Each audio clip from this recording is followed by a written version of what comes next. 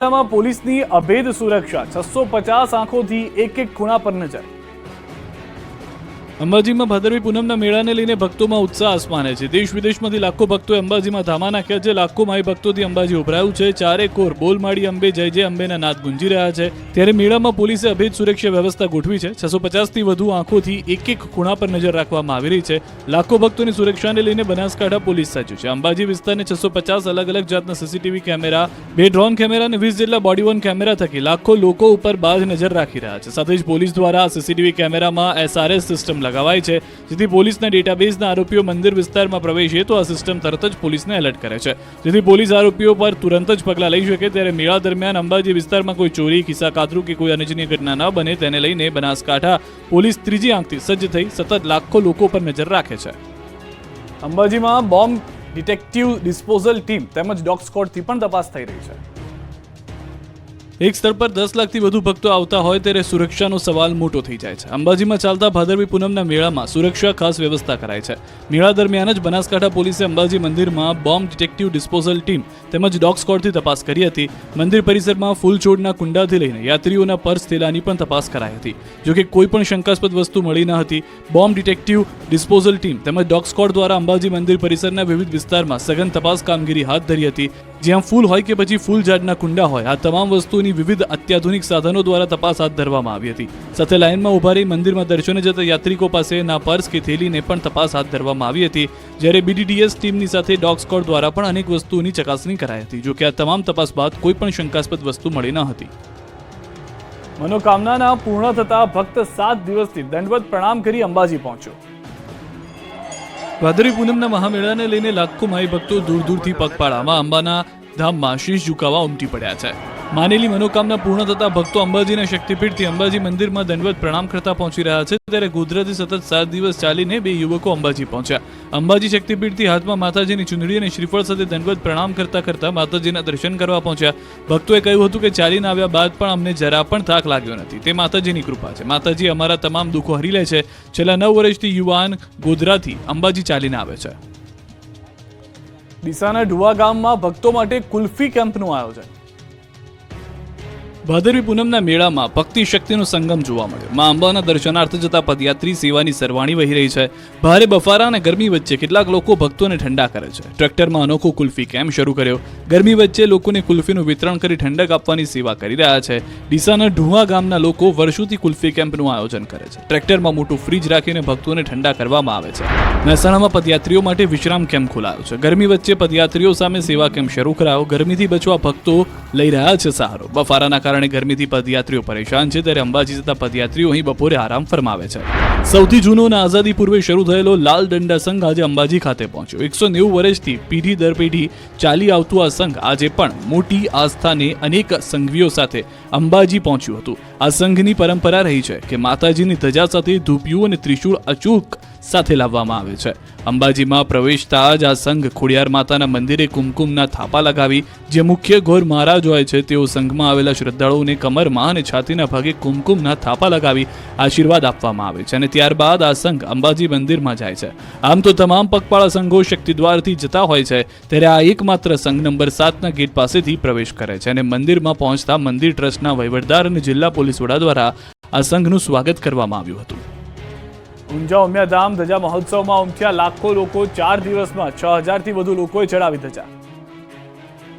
મહેસાણાના ઊંઝામાં ઉમિયા માતાજીના મંદિરમાં ધજા ઉત્સવ ચાલી રહ્યો છે। 4 દિવસ પૂર્ણ થઈ ગયા છે, હવે 2 દિવસ બાકી છે, ત્યારે છેલ્લા 4 દિવસમાં લાખો ભક્તો માના દર્શન કરવા પહોંચ્યા। અત્યાર સુધીમાં 4 લાખથી વધુ દેશ વિદેશના લોકોએ માના દ્વાર પર માથું ટેક્યું હતું। 4 દિવસમાં મંદિરના શિખર પર 6000થી વધુ લોકોએ ધજા ચડાવી।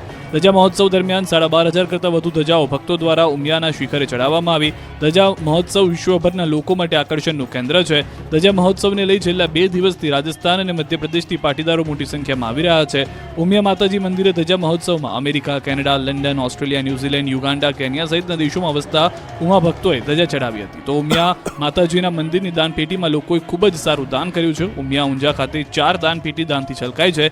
દાનપેટી ખાલી કરતા દાનનો ઢગલો થયો, જેમાં 4 ગોલકમાંથી 5 લાખ કરતાં વધુ રૂપિયા નીકળ્યા છે। માત્ર 2 દિવસમાં જ ગોલકમાં 5 લાખથી વધુનું દાન આવ્યું હતું। ગોલકમાંથી વિદેશી કરન્સીની નોટો પણ દાનમાં આવી હતી। જામનગરમાં 15551 લાડુ ગણપતિજીને ધરાવવામાં આવ્યા। જામનગરમાં જય અંબે મિત્ર મંડળ દ્વારા છેલ્લા 17 વર્ષથી ગણપતિ દાદાને લાડુનો પ્રસાદ ધરાવીને અબોલ પશુઓને ખવડાવવામાં આવે છે. ત્યારે જામનગરના કૃષ્ણનગર વિસ્તારમાં જય અંબે મિત્ર મંડળ દ્વારા ગણપતિ બાપાને પ્રિય મોદક 19,500 લાડુ બનાવીને શ્રીજીને ધરાવાયા, જેમાં 15,551 લાડુનો પ્રસાદ ગણપતિ દાદાને અને 4,000 જેટલા લાડુ પશુઓને ખવડાવવામાં આવશે. આ લાડુ મહાઆરતી બાદ પ્રસાદ સ્વરૂપે લોકોને વિતરણ કરાયા. જામનગર ઉત્તરના ધારાસભ્ય રીવાબા જાડેજા સહિત 350 મહિલા અને પુરુષોએ આખી રાત મહેનત કરીને આ લાડુ બનાવ્યા.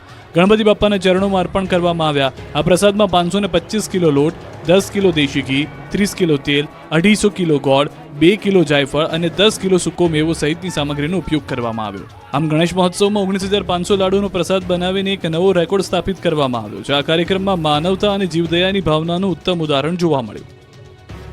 વલસાડમાં તંત્રનો વેસ્ટમાંથી બેસ્ટ પ્રોજેક્ટ, વિસર્જિત મૂર્તિ ફૂલોને રિસાયકલ કરી સિક્કો બનાવાશે. વલસાડ જિલ્લામાં ગણેશ મહોત્સવ હવે પૂર્ણ થવાના આરે છે. ત્યારે ગણેશ વિસર્જન વખતે મૂર્તિઓની સાથે પૂજામાં ઉપયોગમાં લેવાયેલા ફૂલો અને અન્ય સામગ્રીને પણ નદીમાં પધરાવી દેવામાં આવે છે. આથી નદી નાળાઓમાં પ્રદૂષણ થાય છે. જો કે હવે લોકોની લાગણી ન દુભાય અને પૂજા સામગ્રીમાંથી વેસ્ટમાંથી બેસ્ટ બને તે માટે વલસાડ જિલ્લામાં વિશેષ પ્રોજેક્ટ શરૂ કરાવ્યો. વલસાડ જિલ્લા કલેક્ટર નૈમેશ દવેની પ્રેરણાથી જિલ્લામાં હવે ગણેશ વિસર્જન સ્થળો પર ફૂલો અને પૂજાની સામગ્રીને અલગ કરવામાં આવે છે અને તેનું રિસાયકલિંગ કરી તેમાંથી શ્રીજીનો સિક્કો બનાવી જે તે ગણેશ મંડળને ભેટ સ્વરૂપે અપાશે. સાથે જ વિસર્જિત કરેલી ગણેશ મૂર્તિઓને રિસાયકલિંગ કરી તેમાંથી પણ વસ્તુઓ બનાવવા માટેનો તંત્રનું આયોજન છે. આમ જિલ્લામાં સૌ પ્રથમ વખત શરૂ થયેલા અભિયાનને કારણે હવે નદી નાળાઓમાં થતું પ્રદૂષણ અટકશે. જો આ પ્રયાસ સફળ રહ્યો તો આગામી સમયમાં મોટા પ્રમાણમાં પ્રોજેક્ટને આગળ વધારવામાં આવશે. દ્વારકામાં વામન જયંતીની ઉજવણી કરવામાં આવી રહી છે. દ્વારકામાં વામન જયંતીની ઉજવણી કરવામાં આવી. પૂજારી પરિવાર તેમજ ગુગળી બ્રહ્મ સમાજ દ્વારા ઉજવણી કરાઈ. વર્ષ 1965માં પાકિસ્તાન દ્વારા વામન જયંતીના દિવસે દ્વારકાના જગત મંદિર ઉપર રાત્રિના સમયે 156 જેટલા બોમ્બથી ભીષણ બોમ્બ મારો કરવામાં આવ્યો, પરંતુ સુદર્શન ચક્રધારી દ્વારકાનાથે સમગ્ર નગરીનું રક્ષણ કર્યું. એક પણ બોમ્બ દ્વારકામાં પડ્યો ન હતો. તમામ બોમ્બ શહેરથી દૂર પડ્યા. ત્યારથી ભગવાનનો આભાર માનતા આ શુભ દિનને વિરાટ વિજય દિવસ તરીકે ઉજવવામાં આવે છે. જગત મંદિરમાં ભગવાનના વામન સ્વરૂપની વિશેષ ઉત્સવ આરતી પણ કરવામાં આવે છે અને ત્યારથી આ દિવસે દ્વારકામાં વામન જયંતીની ઉજવણી ભક્તિભાવ સાથે કરવામાં આવે છે. ગામના 1.5 ફૂટના વામન વ્યક્તિ ચલાવે છે વટથી વામન કાર. 1.5 ફૂટની છે હાઈટ. નામ છે સુરેશભાઈ ગઢવી, જેમને બનાવી છે સ્પેશિયલ કાર. જ્યારે તેઓ રસ્તા પર તેમની આ ગાડીમાંથી નીકળે તો તેમનો જબરો રોલો પડે. લોકો તેમની સાથે જાણે કોઈ સેલિબ્રિટી હોય તેમ ફોટા પડાવવા પડાપડી કરે. ભગવાને મને હાઈટ નથી આપી તે માટે ભગવાન પર ગુસ્સો જરૂરથી આવે છે, પરંતુ જિંદગી ભગવાને આપી છે તે બદલ જિંદગીનો આભારી છું, તેવું પણ તેઓએ કહ્યું. નાની હાઈટના કારણે મુશ્કેલીઓ તો ઘણી પડે, પરંતુ જીવનમાં મારો નિયમ છે કે હું ક્યાંય પાછો નહીં પડવાનો, પ્રયત્ન કરવાનો અને સફળતા મેળવવાની જરૂર. આ વિરાટ વિચારો છે વામન કદના સુરેશભાઈના. આમ તો તેઓ લોકોને અને ખાસ કરીને બાળકોને મનોરંજન પૂરું પાડવા માટે ગામે ગામ ફરે છે, પરંતુ રસ્તે જતા તેઓ અને તેમની બનાવેલી ગાડીને જોઈને પણ આશ્ચર્યમાં આવી જાય છે. આમ તો ગમે તેટલું કદ મોટું હોય, પરંતુ તેનો વિચાર જ નીચા હોય તો તે કંઈ પણ કરી ન શકે. પરંતુ અહીં વાત છે એક એવા વ્યક્તિની જેનું કદ ભલે વામન કદનું હોય, પરંતુ તેમના વિચારો જરૂરથી વિરાટ છે. વાત છે દહેગામના કનીપુરના વતની સુરેશભાઈ ગઢવીની. આમ તો સુરેશભાઈ કનીપુર ગામમાં પાનનો ગલ્લો ચલાવે છે, પરંતુ તેમનું અસલ કામ લોકોને મનોરંજન પૂરું પાડવાનું છે. કારણ કે તેઓની ઊંચાઈ માત્ર 1.5 ફૂટની છે અને 1.5 ફૂટની હાઈટ ધરાવતા સુરેશભાઈ લોકો માટે મનોરંજન પૂરું પાડે. ધોરણ 10 પાસ 49 વર્ષે સુરેશભાઈએ બનાવડાવી છે 1.5 લાખ રૂપિયામાં તેમની આ સ્પેશિયલ કાર. બાળકોને ખુશ કરવા અને વરઘોડાના ઓર્ડરના કામ માટે સ્પેશિયલ ગાડી તૈયાર કરાવી. આ ઉપરાંત તેઓ બાળકોને ખુશ કરવાના પ્રોગ્રામ પણ કરે છે, જે માટે તેઓ દરેક તાલુકા અને જિલ્લાના ગામોમાં જવાનું બાળકોને ખુશ કરવાના પ્રોગ્રામ કરવામાં ખુશી મેળવે છે. હવે તેમના આ કારને કારણે જ તેમનું ગુજરાન ચાલે છે. સુરેશભાઈએ લગ્ન નથી કર્યા. તેમના પરિવારમાં તેમના જેટલી હાઈટ